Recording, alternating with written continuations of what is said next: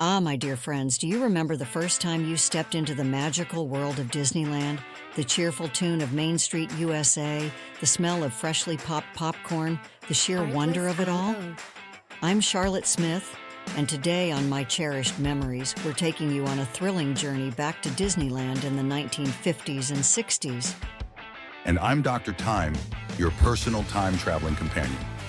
We're about to unlock a treasure trove of nostalgia that will transport you straight back to those golden years. So, fasten your seatbelts, or should I say, secure your lap bars, as we embark on this magical adventure. But before we set off, we want to hear from you. What's your earliest Disneyland memory? Share it in the comments below, and don't forget to subscribe and hit that notification bell for more delightful trips down memory lane. Now, Charlotte, let's whisk our viewers back to July 17th, 1955. The sun is shining over Anaheim, California, and Disneyland is about to open its gates for the very first time. Oh, what a day that was, Dr. Time. Can you believe admission was just $1 for adults and 50 cents for children? Imagine that. Indeed. And here's a fun fact. On opening day, the park had only 18 attractions. But oh, what attractions they were. The iconic Jungle Cruise, Mr. Toad's Wild Ride, and the King Arthur Carousel were all there from day one. And don't forget, folks, Walt Disney himself gave the dedication speech. Disneyland is your land.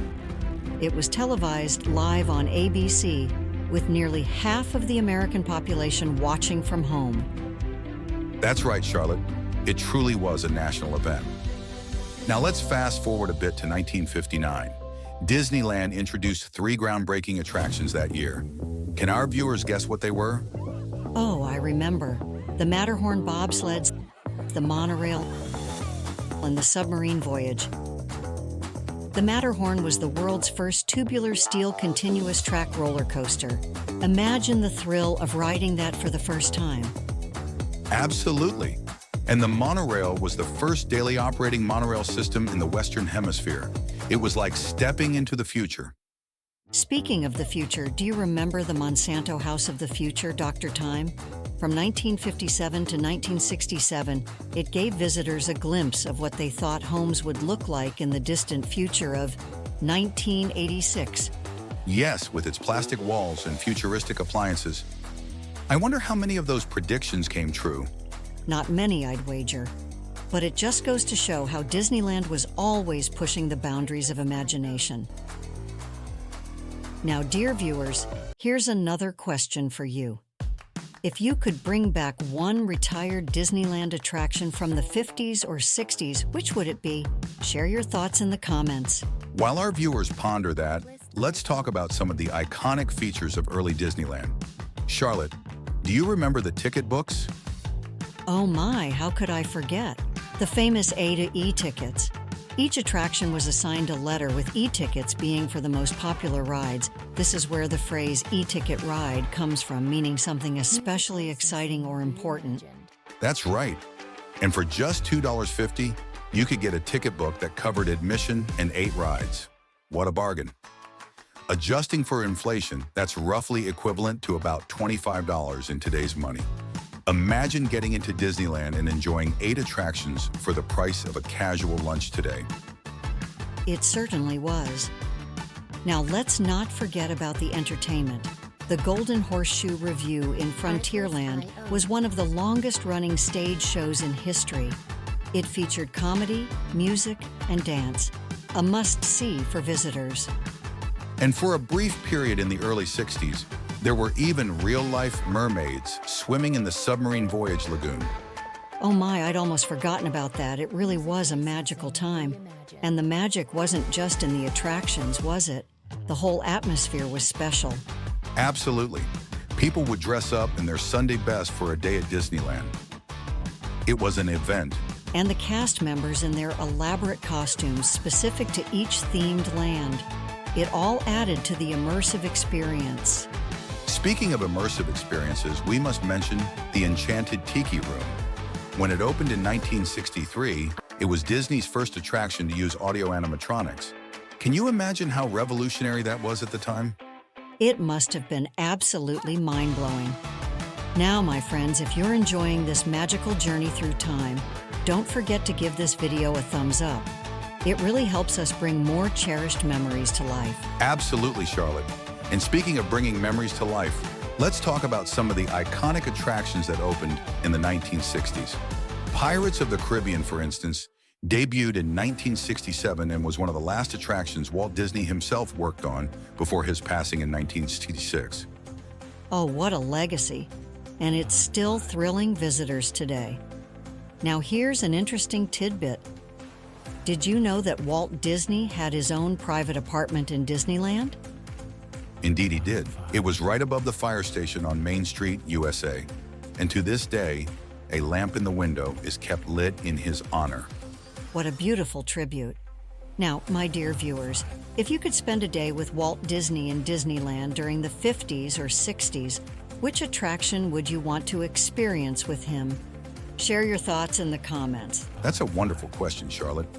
While our viewers ponder that, shall we talk about some of the other magical experiences visitors could have?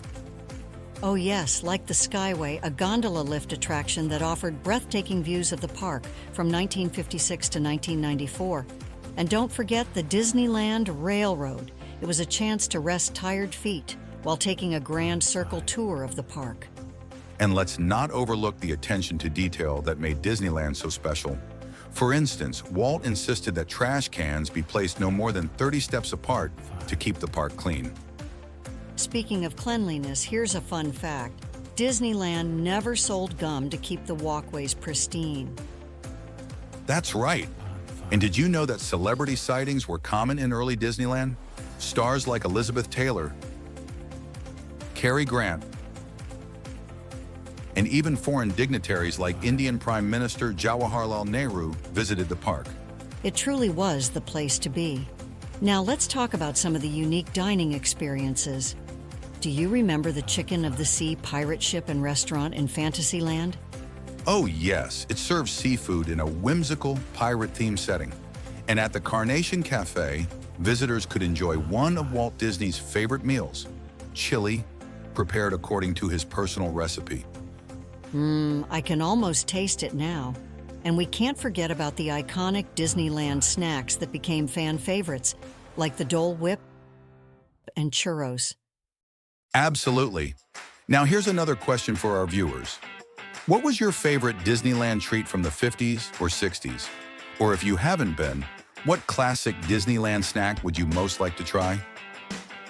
While our friends are thinking about that, let's talk about how Disneyland celebrated holidays.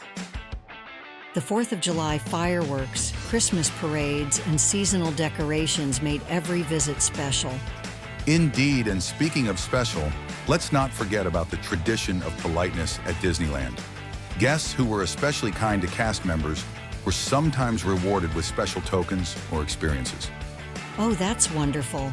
It really encouraged a culture of kindness and respect within the park.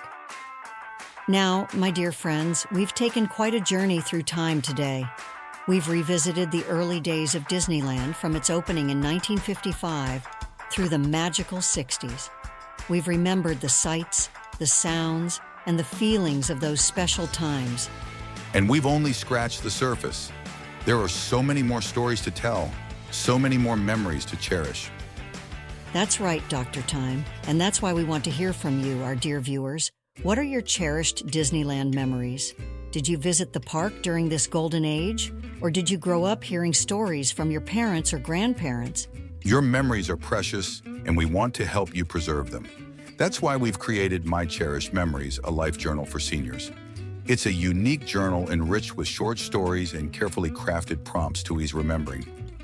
We invite you to embark on this journey of rediscovery, writing about your past experiences with the enriched perspective of your golden years will be both fun and rewarding for you. And the stories you capture will become a priceless treasure for your loved ones. Don't let these precious memories fade. Find the link below and start turning your life stories into a cherished legacy today. And don't forget to subscribe to our channel and hit that notification bell so you never miss another episode of My Cherished Memories.